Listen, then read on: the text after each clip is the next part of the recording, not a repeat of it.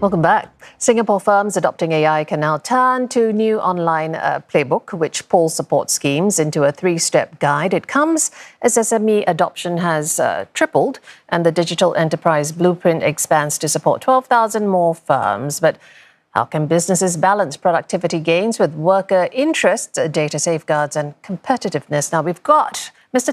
Kiat, Senior Minister of State for Digital Development and Information, as well as Mr. Chen Ling, Group Head of Corporate and SME Banking at DBS Bank. First to you, Mr. Tan. Welcome to both you gentlemen, by the way.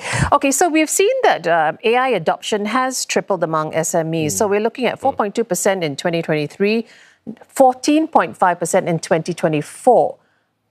Okay, so that's up. But do we have any updated figures, 25, 26 perhaps? Well, it's still being surveyed. But I think most importantly, it's a direction trend. And it's actually encouraging because companies are stepping forward. They want to use AI. They want to increase productivity. And there's a sense that they want to try something. And I think that's the reason why we have partners like the Digital Enterprise Blueprint partners like DBS and many others, because companies are at different stages of your digital maturity. And the enterprise and the playbook we are putting in place is that regardless of where you are you just starting out? You're among the percentage of people who have not yet tried and want to try, or you already started the first step and you want to take the next step. There's practical guides for you, resources available for you, and most importantly, partners supporting you on their journey.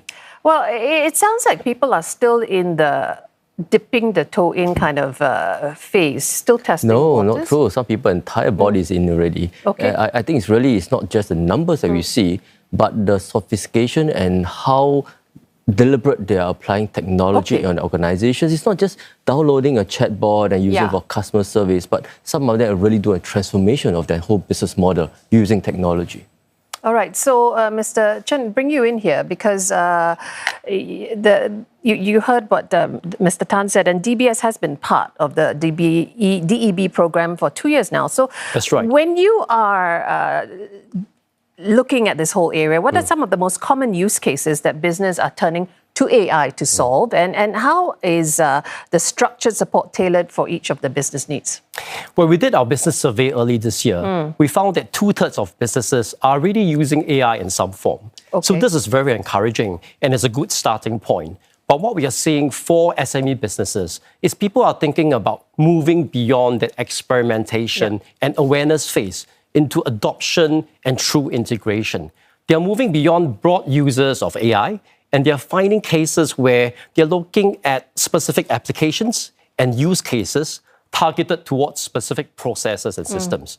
So when we embark on this enhancement of our Spark Gen AI program for businesses in partnership with IMDA and Enterprise Singapore, we found that many of them are indeed on board on this journey. So with that, we have two features in this program that SME businesses have really enjoyed.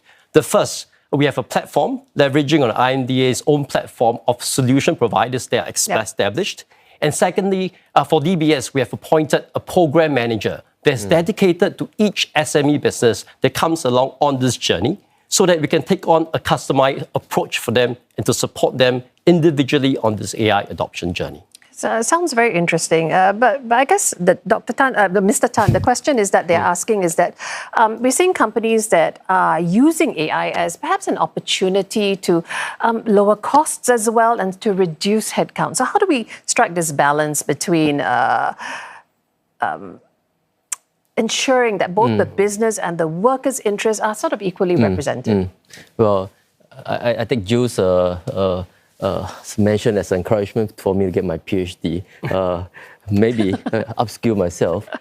But I would say it's a very important question. And I don't think it is mutually exclusive. Adopting technology doesn't mean that you, as a company, need less people. In fact, actually, the converse may be true. I have very good stories I hear from SMEs who adopted technology. For example, one company that I heard this morning as I was speaking to them is a travel agency. So in the past, the sales agents, when they get calls from members of the public, want to holiday to Japan or to Greece, and you have spent a lot of time answering very basic questions, but without going into actually selling the product and package. So now the chatbot that they've embedded in their company deals with 80% of queries, and charges the cost to the sales agent to seal the deal. So the agents are busier now, but productively closing more deals. That's one example. Another example, another industry, F&B, grain. So we love grain, a very healthy food. So in the past, the culinary director had spent a few hours every morning looking through the WhatsApp from different staff to deal with logistics, inventory control, and operations. Entire morning gone. So now what they do, agents, and within an hour they can do all these things. So it doesn't mean that adopting technology means you lead less people. In fact, you free up time to do more valuable work. Okay. Yeah, so I think we should think about it in a mindset, and actually many SMEs do. And that's being confirmed on your end, right? As a bank, are you seeing increasing SMEs that are asking you to finance the AI adoption? What kind of investments are they asking for? It really depends on the problem. Yeah. I think, for example, some SMEs are asking, and they're starting the AI journey by thinking, what are the tools that are available and how much do they cost? I will actually encourage SME businesses to think about this problem from another perspective. The question to ask is, what are the central problems facing the business? So we see issues around customer journeys that can be improved, or very often there are certain internal processes, they are very tedious, but they still needs to be done because they are routine. So we tend to see SMEs and other businesses really gravitating towards these issues so that they can look at achieving real, tangible business value. And very often by starting with the problem statement and finding an AI solution around that, they will create value. And that makes it much easier for the business to bring their workforce and employees and people along for the journey. All right, understood. Gentlemen, we've run out of time, but thank you so much for coming here tonight and sharing your thoughts. I've been speaking there with Mr. Kiat, Senior Minister of State for Digital Development and Information, as well as Chen Ling, Group Head of Corporate and SME Banking at DBS Bank.